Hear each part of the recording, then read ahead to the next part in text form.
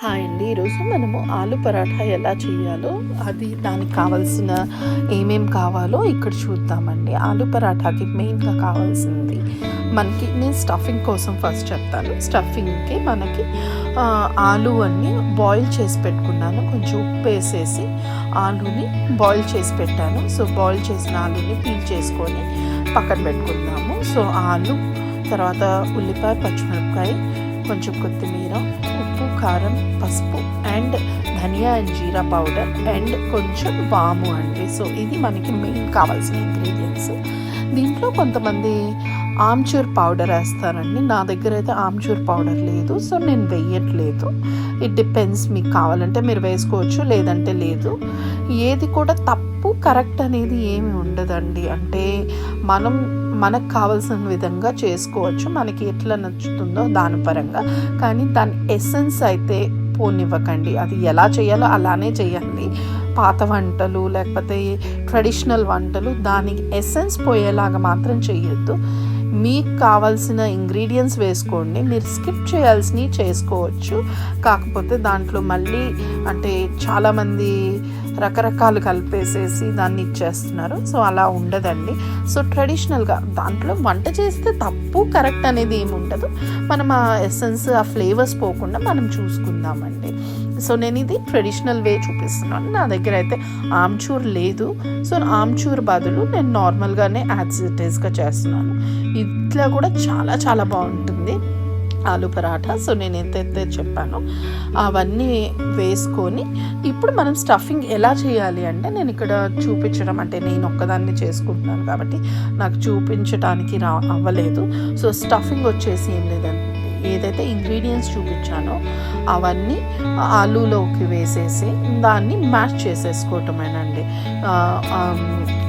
Onions, పచ్చిమిరపకాయ, తర్వాత కొత్తిమీర అవి వేసేసి ఉల్లిపాయ, పచ్చిమిరపకాయ, ఉల్లిపాయ, పచ్చిమిరపకాయలు చిన్న బిట్స్ అండి, లాంగ్ బిట్స్ కాదు, చిన్న చిన్నగా టైనీ బిట్స్ చేసి వేసేసుకొని తర్వాత ఉప్పు, కారం, పసుపు అండ్ జీరా పౌడర్, ధనియా పౌడర్ అండ్ వాము ఏదైతే కలిపామో అన్నీ కలిపేసేసి మనం మిక్స్ చేసుకుంటున్నామండి, మ్యాష్ చేసేస్తున్నాం. దాన్ని ఆయిల్లో ఫ్రై చేయమండి. సో ఆయిల్లో ఫ్రై చేయకుండా యాజ్ ఇట్ ఈస్గా మ్యాష్ చేసేసుకొని పక్కన పెట్టుకుందాం. అది ఒకసారి టేస్ట్ చేసి చూడండి. ఆ మిక్స్చర్ మీకు టేస్ట్ సరిపోయింది, బాగుంది అనిపిస్తే దాన్ని అంటే యాజ్ ఇట్ ఈస్ ఉంచేయండి. లేదు దాంట్లో ఏదైనా పడుతుంది, ఉప్పు కానీ కారం కానీ లేకపోతే ఏదైనా పడుతుంది అంటే యాడ్ చేసేసుకొని కలిపేసి పక్కన పెట్టేసేయండి. ఆ తర్వాత మనము ఏదైతే చపాతీ పిండి ఉందో అది కలుపుకుందామండి. సో ఆటా తీసుకున్నాను, నేనైతే మల్టీగ్రెయిన్ ఆటా వాడతాను. మీ చాయిస్, ఏ ఆటా అయినా తీసుకోవచ్చు. ఆటా తీసుకొని మనము దాన్ని కొంచెం ఉప్పు వేసేసి వాటర్తో కలిపి పెట్టేసుకుందామండి. వాటర్తో కలిపేసి లాస్ట్లో అది కలిపేసిన తర్వాత కొంచెం ఆయిల్, ఒక 2-3 డ్రాప్స్ ఆఫ్ ఆయిల్ వేసేసి దాన్ని బాగా కలిపేసేసి ఒక 10 minutes పక్కన పెట్టేసుకుందాం. అయిన తర్వాత ఈ లోపల ప్యాన్ పెట్టేసుకొని దాన్ని మనము ఎలా అయితే రోటీకి డౌ తీసుకొని బాల్స్ లాగా చేసుకుంటాము, ఒక బాల్ తీసుకొని దాన్ని చిన్న గ్యాప్ పెట్టేసి ఆ గ్యాప్ని స్టఫింగ్ పెట్టేసి ఫిల్ చేసేయండి. మీకు ఎంత స్టఫింగ్ కావాలనుకుంటున్నారో అంత స్టఫింగ్ పెట్టుకొని ఫిల్ చేసేసి ఆ గ్యాప్ సీల్ చేసేసి దాన్ని మళ్ళీ ఏదైతే డ్రై ఆటా ఉందో దాంట్లోకి డిప్ చేసేసి రోటీ అదే పరాఠా లాగా చేసేసేయండి. మీకు ఏ షేప్ కావాలంటే ఆ షేప్లో. నాకైతే రాదు అండి, నాకు ఈ సర్కిల్ కూడా సరిగ్గా రాదు. సో నేను ట్రై చేస్తాను అది సర్కిల్గా వచ్చేదానికి. సో నేను ఈ పరంగా చేసుకుంటున్నాను, మీరు కూడా అదే విధంగా చేసుకోండి. అండ్ దాన్ని పాన్ మీద, హాట్ పాన్ మీద, పాన్ వచ్చేసి మీడియం ఫ్లేమ్లో ఉంచండి. హై ఫ్లేమ్లో ఉంటే ఎక్కువగా మాడిపోతుంది, అదే లో ఫ్లేమ్లో ఉంటే చాలా టైం టేకింగ్ ప్రాసెస్ కాలేదానికి. సో మీడియం ఫ్లేమ్లో పెట్టుకుంటే పర్ఫెక్ట్గా ఉంటుందండి. సో మీకు నీట్గా ఈవెన్గా కాలుతుంది ఈవెన్చువల్లీ. అండ్ ఇది కాలేటప్పుడు ఒక సైడ్ కాలిన తర్వాత దాన్ని తిప్పి ఇంకొక సైడ్ కూడా కాల్చేటప్పుడు మీరు నెయ్యి వేయాలండి. డెఫినెట్గా మీకు కావాల్సింది నెయ్యి ఇందులో. ఆలు పరాఠా చేసేటప్పుడు బటర్ ఆర్ వెన్నపూస ఆర్ నెయ్యి. సో ఇది చాలా చాలా చాలా ఇంపార్టెంట్. ఎందుకంటే ఆలు పరాఠా మీరు నూనెతో కూడా చేసుకోవచ్చు, కానీ అది డెలిషియస్గా ఉండదు. సో ఎప్పుడైతే మీరు నెయ్యి వేస్తారో బీ జనరస్ విత్ ఘీ అండి, చాలా బాగుంటుంది. సో ఘీతో అంటిల్ అండ్ అన్లెస్ మీకు ఏదైనా డైటరీ రెస్ట్రిక్షన్స్ ఉండి లేకపోతే మీరు అవాయిడ్ చేస్తే మీరు ఆప్షనల్గా వేరేది ఏదైనా మీరు చూస్ చేసుకోవచ్చు. అదర్వైజ్ ట్రై టు యూస్ ఘీ అండి. ఘీ యూస్ చేస్తే చాలా డెలిషియస్గా ఉంటుంది. సో ఇలా మీరు ఘీ వేసేసుకొని ఈవెన్గా 2 వైపులు కాల్చుకోండి. సో కాల్చేసిన తర్వాత మీరు పక్కన పెట్టేసుకోండి, ప్లేట్లో పెట్టేసుకోండి. నేను మళ్ళీ మీకు ఇంకొకసారి కూడా చూపిస్తున్నాను ఇంకొక రోటీ అంటే పరాఠా ఎలా చేయాలి అనేది. సో మీరు అదే విధంగా ఇంకొక పరాఠా కూడా చూడండి ఎలా నేను చేస్తున్నాను అనేది. దాన్ని బట్టి మీరు కూడా చేసుకోవచ్చు. చాలా ఈజీ అండి, అంత అండ్ చాలా డెలిషియస్, వెరీ వెరీ డెలిషియస్.